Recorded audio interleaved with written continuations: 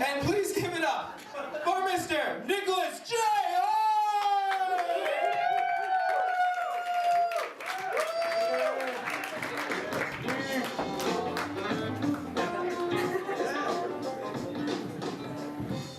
Intro music.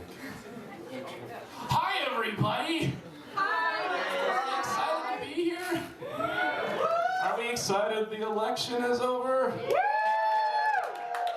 That was easy. Did everybody go vote? Not me.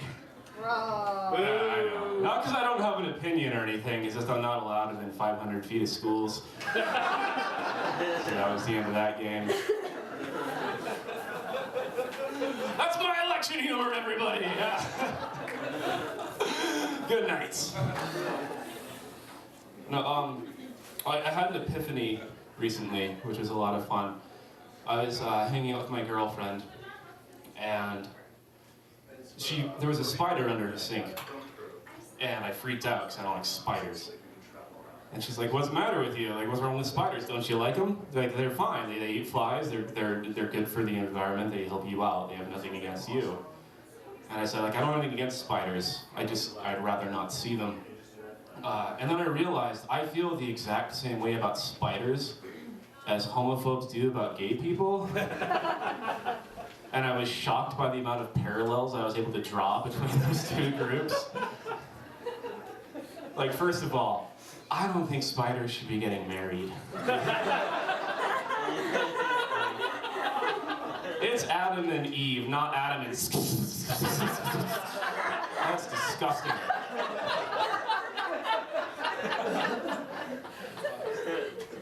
What if a spider meets my kids and turns one of my kids into a spider?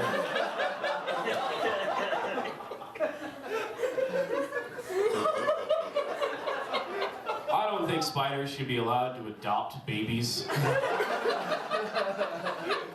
There's just something that my grandpa passed along to me. That was that if you're going to adopt a child, it's because it needs a mother and a father. It doesn't need two blood-loving beasts that are going to use it as a source of food for the next umpteen years. That's just old-fashioned values.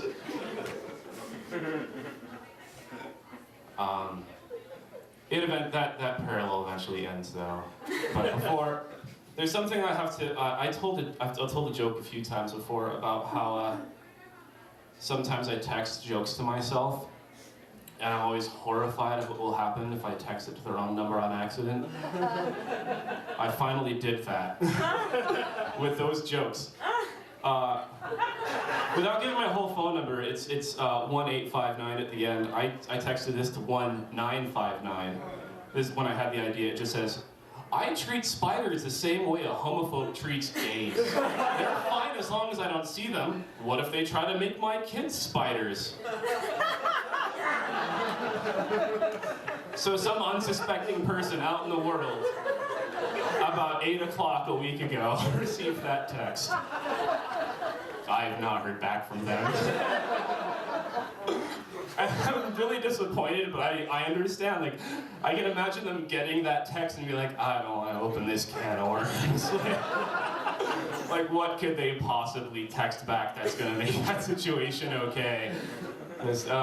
There's just some random terrorist out there that's hassling people with gay spider texts. And like, to think that was a spam, like what could they possibly be selling you at that point? So that's what I did. The other thing about gays and spiders, there's this assumption among a lot of homophobic people that every gay guy wants to fuck you. And that's not true. Every spider wants to eat your insides, however. There's never a time I've looked at a spider and thought, I bet he wants some of this, and felt like I was a bigot. I don't think that's ever happened in the history of anybody. Some people will tell you, like, again, that spiders, they clean your house and they're not harmful and they're more scared of you than you are of them, but that's just the liberal media for you.